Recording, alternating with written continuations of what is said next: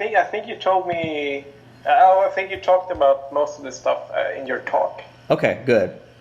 But it's nice courtesy. But I just wanted to comment on the regressive stuff. Yesterday, I was interviewed by a local newspaper for like on the island. Yeah. And I was talking about my game, like a Crest, and I said something like,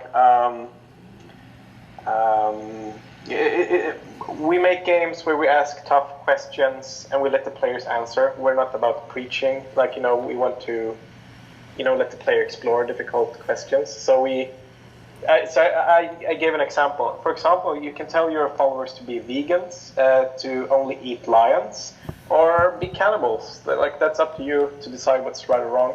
And then the interviewer, an older woman, she asked me, but wouldn't that attract violent people? Doesn't your games make people violent? And this is 2016. Yeah. I mean, I think it's crazy. I mean, it's easy to just say like, oh, that's completely crazy, but I think people forget how pervasive these antiquated attitudes still are, and I don't know whose quote unquote fault it is, but it's just it's really unfortunate when it's perpetually someone in your position needing to do the education on stuff that I don't know, because we have a lot of shootings over here, which I'm sure you've heard of a little bit about, and I get asked that question too, where it's just like, are video games, I just posted an interview last week where we talk a little bit about this. We touched briefly on why does this keep happening, where people, try to make the link, and it's like, I don't even know what you say, but I think, on a broader picture, with this, I want to try to be a rising, or help there be a rising tide, or help be part of the rising tide of trying to add more nuance to it, and trying to, if not sidestep things like that, because who knows if there's ever really going to be a way to get through to people like that. Just sort of, letting the people who really want to understand or see more, giving them that opportunity. So. Yeah, because, I basically told her, studies have said that people, who are children, when they're 5-year-old, they can, at that time, they've developed enough so they can distinguish between fantasy and fiction, or between fiction and reality. Yeah. And we make games for adults, I said. And I also, went a little esoteric with her, because I was a little bit pissed at that time. Yeah. So but instead of being, I don't know, a douchebag, I sort of, went philosopher mode instead, and I said, so I asked her, which came first, violence in society or violent games? I asked her, wouldn't it be possible that a violent society would create violent games? Isn't culture a reflection of the culture itself? That's pretty good. Or people, I once read about, I don't remember where, but it was a war zone, and they had studied children in the war zone, and apparently the children had played, really violent, or rather gruesome games, pretend games, just out in the open air. So the report or study or news basically came to the conclusion that, you deal with the world through play, and sort of, of Lorne Lanning. Of course, Yes. I don't have a lot of idols in game development, but he's probably my biggest. He's probably my biggest idol. But he once said in an interview, he said that when you're raised as a kid with a mother who takes Prozac and and you see the Vietnam War on TV, then Disney movies are probably not like the first go-to for you, because they don't show the reality you are facing each day. Right. So he basically said like the Oddworld games are, you know, a morbid reflection on our world, and he said like it's not his fault or whatever that the Oddworld games are so, you know, dark and gruesome, because they're merely just a comment on things he see every day. Mm-hmm. And you know, I was playing the first Oddworld game probably when I was, you know, 8 or 9 years old, and perhaps a little young, but you know, those games have shaped me since then. Like, of course, like if you look at them today, it's sort of, you know, a metaphor for just killing all Native Americans and you know. Capitalist exploitation and consumerism and stuff, and I mean it's maybe not the most intelligent discussion, but it still resonated with me and still does. I mean, I still look forward to the new Oddworld games if they finally come. Well, we should probably get started in a few minutes, but sure. I don't think I ever told you. I interviewed him. I forgot I haven't transcribed it yet, but it was it's one of the first interviews I did for this thing, and it was really interesting because at some point I remember he called me an asshole. He called me an asshole.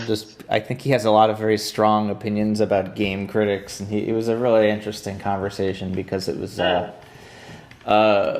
you know, he was of a specific opinion and I was of a specific opinion. It wasn't really arguing, but he did stoop to name calling and I didn't. But he's a very, very smart dude. I mean, it's I think there was a fair amount of mutual respect there, because he still, despite calling me an asshole, talked to me for about 2 hours. But thanks for reminding me of that. I completely forgot. I should really get that online, because I think people would enjoy reading it. Yeah. But no, absolutely, he's amazing. I'm a big fan of his stuff. And you know, and like you could say that some of the portions in the Oddworld games are like gratuitous, but I don't know. Maybe like maybe the meat industry is so fucked up, so it's only like maybe like, you know, as they often say, like the truth is stranger than fiction. Like maybe it's not violent enough. I mean, I run into that with this project sometimes, where I get emails from people and somehow there's this attitude that like you know, how why are you so jaded and how can you be so negative? And it's like, well, I don't know. I mean, I've interviewed I've talked to Adam about this, you know, over by you, like, you know, like, well, I've talked to like 200 total strangers for hours, like I don't know how it is that you're drawing this conclusion that I'm a certain way when maybe it's like, maybe there's a part of reality that's like just this way, and maybe you just are uncomfortable hearing about it. Like, why does it have to be my fault that I planted that thought in your head? Exactly. Don't shoot the messenger. Exactly. All right. Well. Yeah. I mean, basically, if you've read these, unless you have any other questions before we get started, I'm happy to tee you up to get us diving into it. Yeah. Let's start. All right. So yeah, these usually start up top with you giving a bit of context for yourself. I ask everybody to do this. So yeah, I mean, I'm trying to reach, you know, people who know a lot about games as well as people who are quote unquote outside of games. So just bear that in mind as we talk, because I may ask you stuff like, "What's an RPG?" and you're like, "I'm pretty sure he knows what an RPG is." But if you could just give your first and last name, your age, where in the world you're based out of, and just talk a little bit about, you know, why you're going to be talking about the game industry, just sort of stuff people need to know about you and why we're going to talk about that.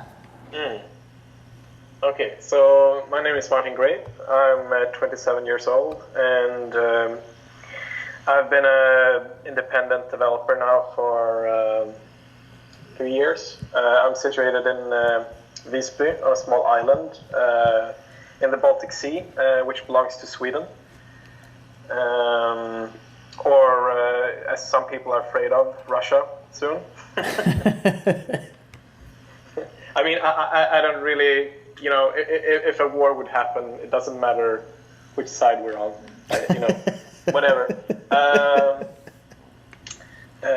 I'm not jaded. So I want to talk about, I think there are some. I think we seldom, speak about privilege in game development. What part of the world you're from and stuff. What kind of game you're making, because sometimes when I have conversations with other indie developers, when I said that, we have a American indie PR agency helping us, and they said no, that's the wrong way.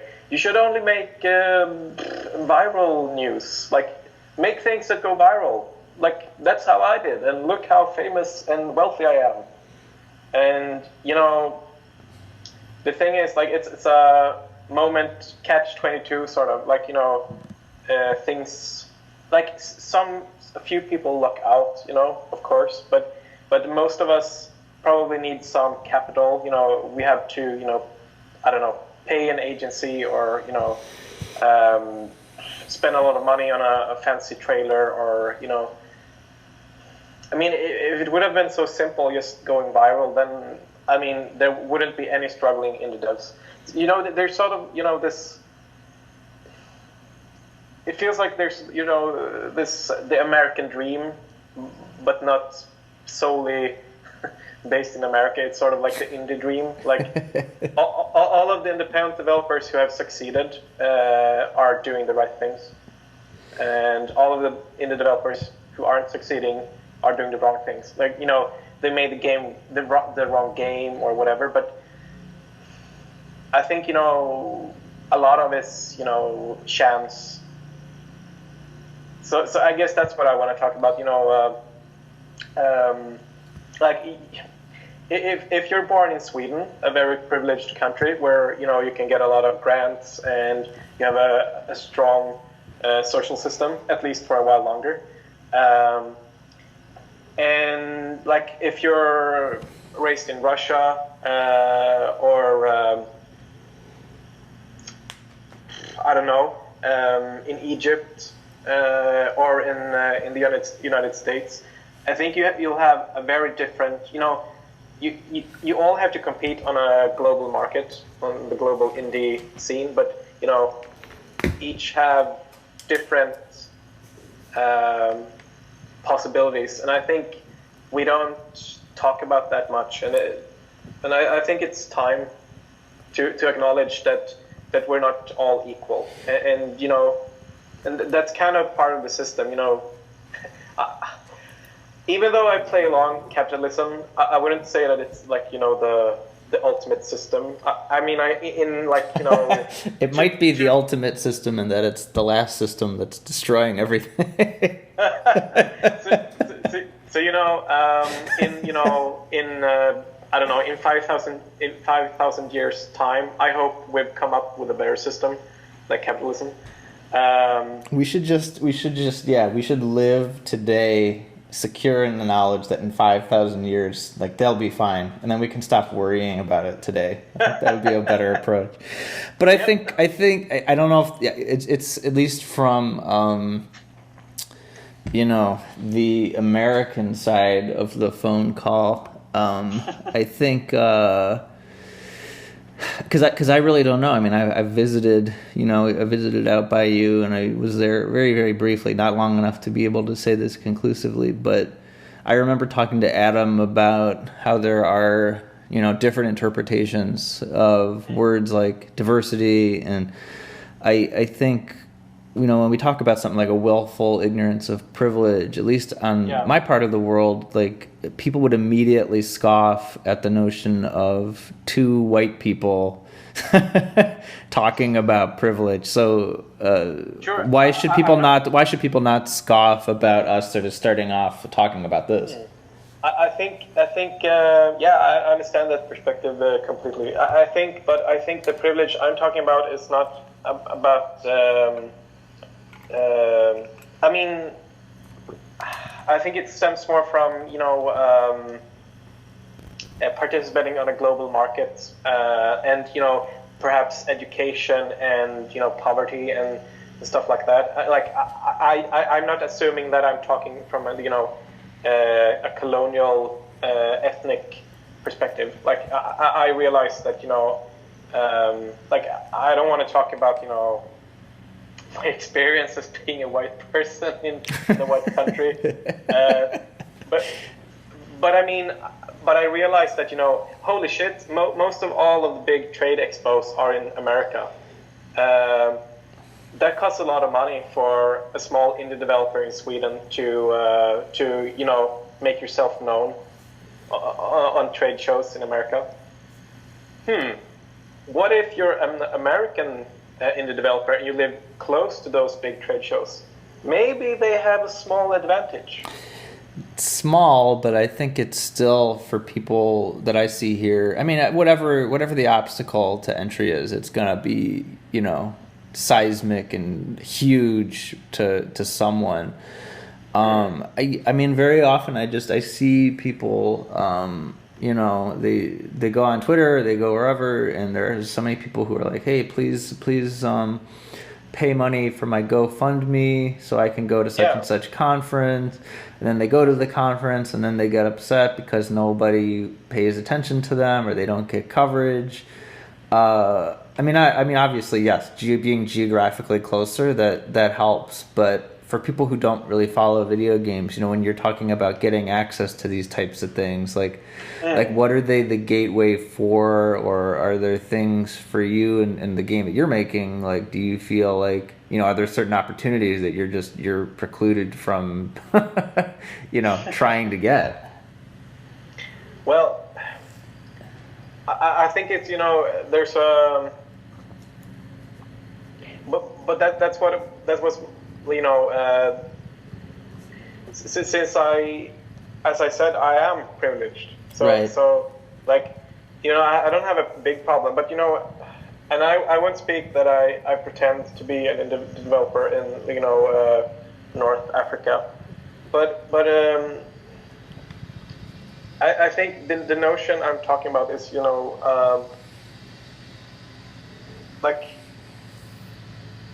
like each region has its own problems, and I would say that it's hard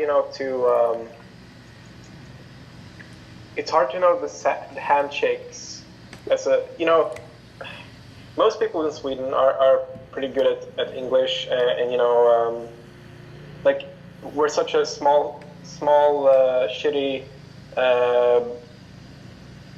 threatened country, between superpowers. So, we have to be global in scale. We don't have a domestic market. Like, I don't know, 99% of an IT company in Sweden has to rely on the global market.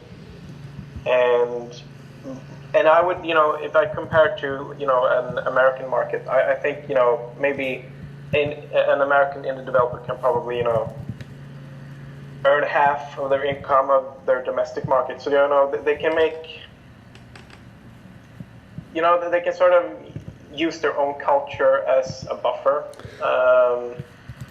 But I mean, do things like I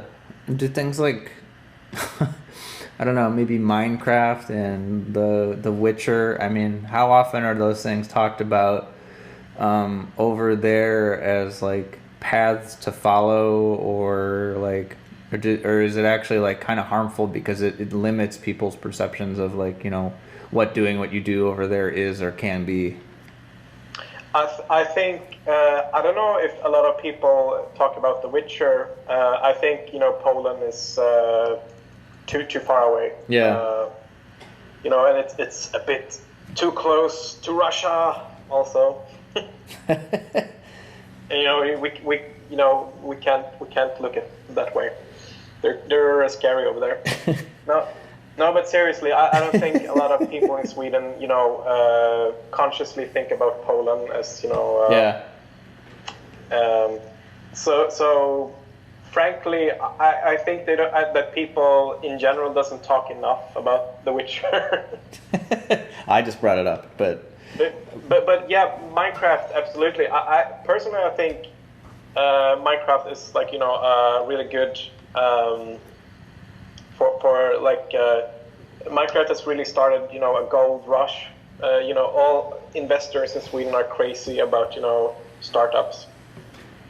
So that's also a thing about privilege, that maybe in the end, like, okay, I have a hard time getting seen at trade expos and stuff. Airplane ticket costs too much, and living there, so that's why we have an American PR agency helping us. For example, at our agency, we're at PAX, for example, Mega Booth. And we got in contact with a certain VR company, for example. Yeah. And those kind of handshakes stuff, I think that's the stuff I'm talking about. Meeting people of power. I think if you're far away from the people of power, the human contact, it's that's harder. But anyway, so in Sweden, it's all of the investors are really, there's a sort of gold rush thanks to Minecraft. So I wouldn't say that it's limiting. Like, I don't think anyone is trying to make Minecraft killer, because it's too huge. You can't possibly out Minecraft. Yeah. Like, maybe if you launch Lego 2 or something, I don't know. Well, so you say that this is a thing that needs to be discussed, but I mean, who do you feel is sort of complicit in this type of thing not being discussed more? I think it's like the anticipation of from people. Sort of. Have you seen Rami Ismail's talk about I think he said like you will all fail or something, I think.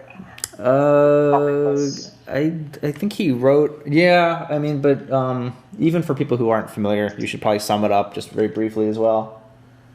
Yeah, but anyway, so he basically said that that everyone has survivor bias. And please bear with me. I think I have a point somewhere. I just need to to find it. It's fine. So he basically, said that indie devs have a survivorship bias, and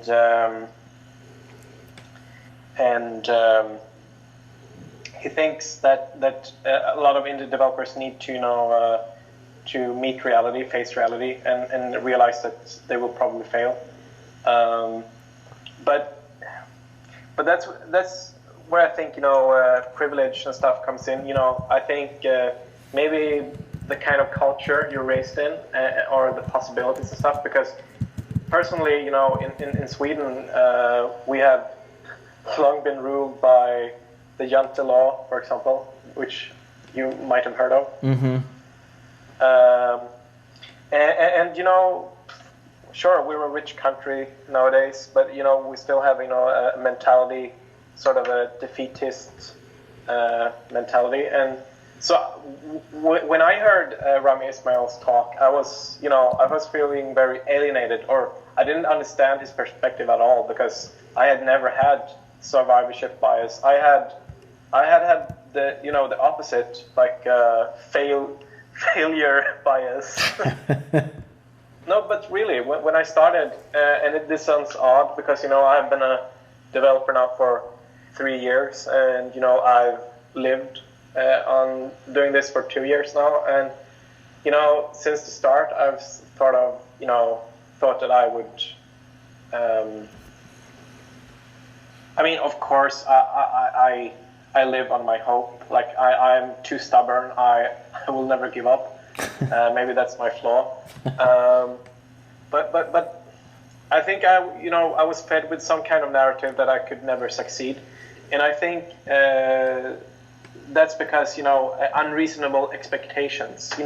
That I think people are afraid of. Just as in the last Mad Max film. The worst thing is to be mediocre.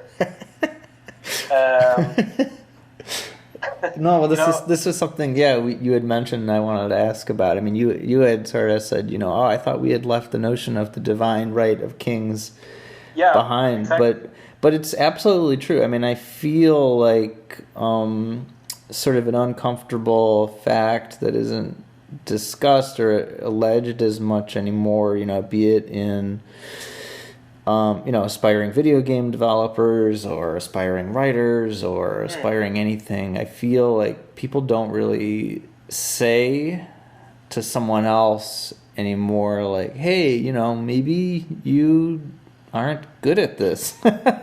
Maybe you shouldn't be trying to do this. Like, do you, I don't know. I mean, do you feel like you ever see that sort of said?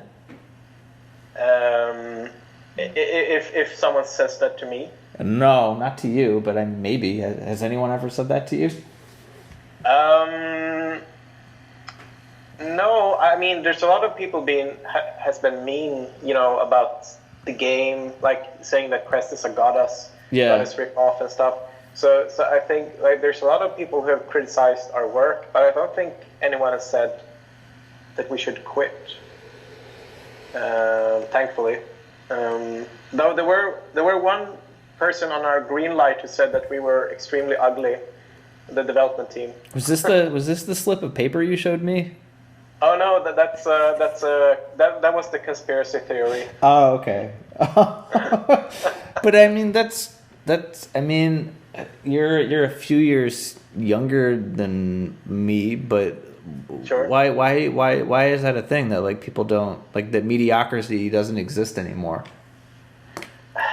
I think like when I was trying to save my my original point about about privilege, I think that not everyone has the same kind of education, and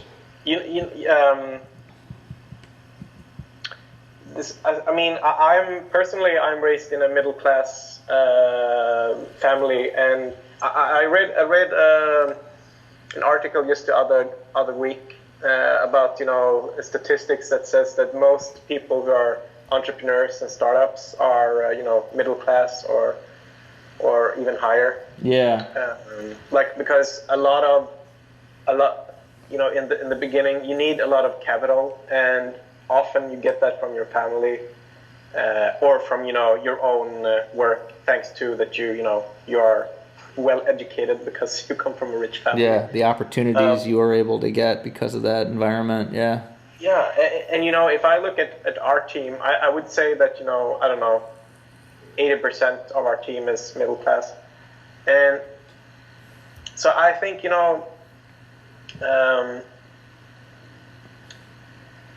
I'm sort of like the leftist. At least it's common in Sweden. A leftist notion of like people who are middle class who have sort of this self-loathing. It's fairly common. Yeah, like. But anyway. No. Well, so I mean, you mentioned education, and so you went through Uppsala's program, right? I think I just sort of assumed that because of how we met. I mean, I'm curious, as someone who went through a program like that and living in another part of the world. I mean, we talked a little bit about capitalism, but something I wonder about recently, like last few weeks, is this notion of like, does it feel to you sort of in any way that we're sort of just clinging to old industries and the way the world used to work and sort of denying ways that new ones might be emerging, and if we're doing that, like, is that hurting anything? Like, does that make any sort of sense to you, what I'm saying? I think I understand what you're saying, but I don't understand where I fit into it. Well, I was thinking about. I don't know what to reply. I know you don't have to. I was just curious. I mean, I was thinking about the music industry specifically, which is what I got my degree in, and it's just it's a sort of a pervading topic in conversations I'm having with people, both in this and just in my personal life, of just. Maybe the more direct question for you is, I mean, why did you decide to study what you studied, and why not get a degree in like an ancillary discipline that can cross-pollinate to video games? Yeah, sure. So I had a conversation. I have one of my former classmates from Campus Scotland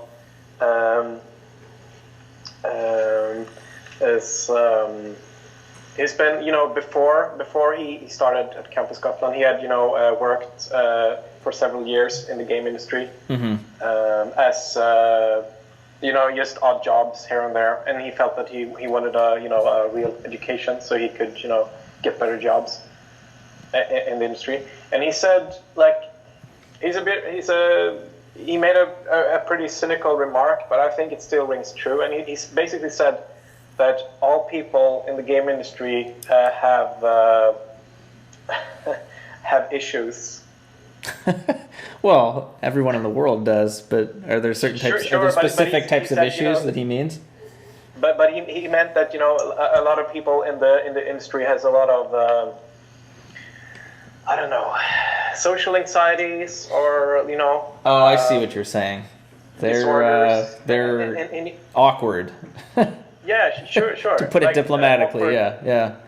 I mean, I don't want to perpetuate the awkward nerd stereotype, basement dweller, but when he said it, it sort of felt true that the game industry is sort of industry for misfits. And it's a way to shine in a pretty douchebag world. But the video game world has its share of douchebags as well, right? Oh, sure. Maybe it's related. I don't know. I mean, I wouldn't say that all people in the game industry are like douchebags. Like, they have social anxieties, and that's why they're douchebags. That's not what they're not necessarily related facts. Yeah. But I think if you compare the game industry compared to other parts of society, I think there are more misfits in the industry compared to other industries. Well, this is like what you were saying before we started about the other interview you were talking about, where it's like, well, is society violent, or this is so that's basically my answer. Like, I've always felt sort of like a misfit. Like, I personally identify as a gender queer, for example. Yeah. And perhaps not in all workspaces they would respect you. I mean, of course, the game industry gets a lot of flack for being not diverse enough. Right. And I completely agree, and I wish it was more inclusive. But personally, I feel that I don't have to conform to stereotypical Swedish Svensson, as we would call, like the Swedish equivalent for what is it you say in America? You keep up with the Jonases or whatever. Yeah, the Joneses. Yeah. Yeah. So Svensson is sort of the Swedish equivalent, because Svensson is one of the most common surnames. Well, so So I basically studied, and I'm a game developer because I don't think I would succeed at anything else. The misunderstood artist. You wanted to sort of cement that as part of your identity. Well, I'm half joking, but I mean, what did what did your family make of that decision that you wanted to go in that direction and to study and get that degree? Well, when I was growing up, first I wanted to become an illustrator for games, but that's sort of, as you said, auxiliary. Like you could still become something else if you're an illustrator or artist. So my family was pretty, like, part of my family was kind of supportive.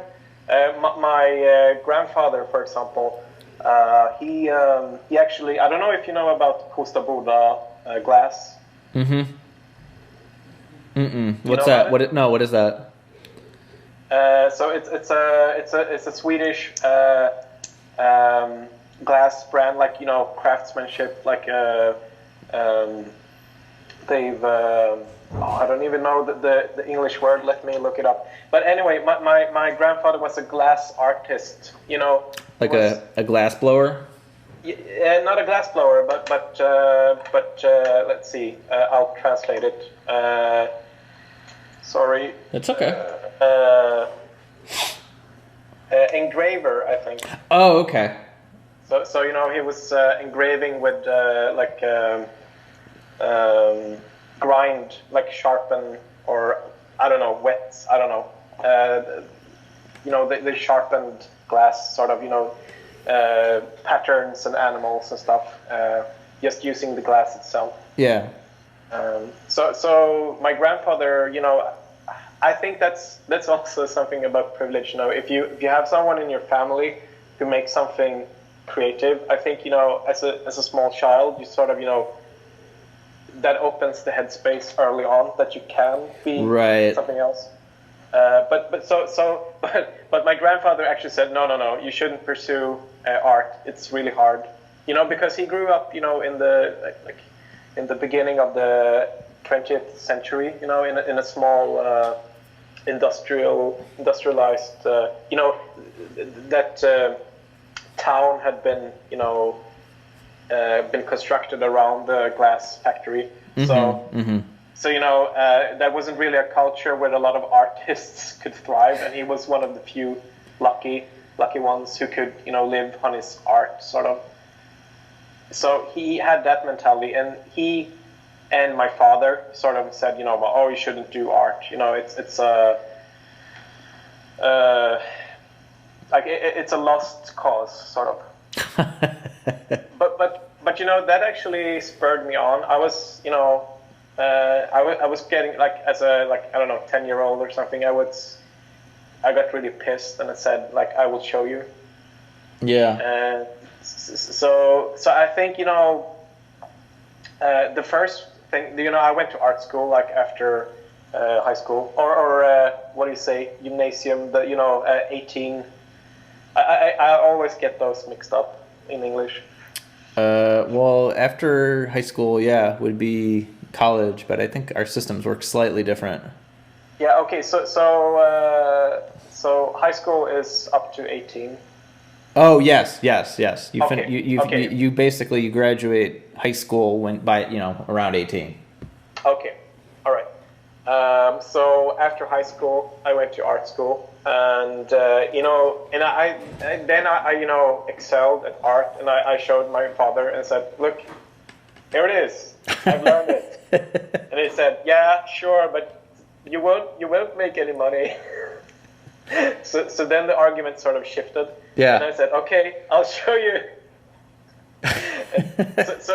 So basically, I think when I said that I wanted to become a game developer, they were already, they had already said that I couldn't become an artist. So me changing, being a game developer is sort of, it still sucks. Right. It's the same kind of thing.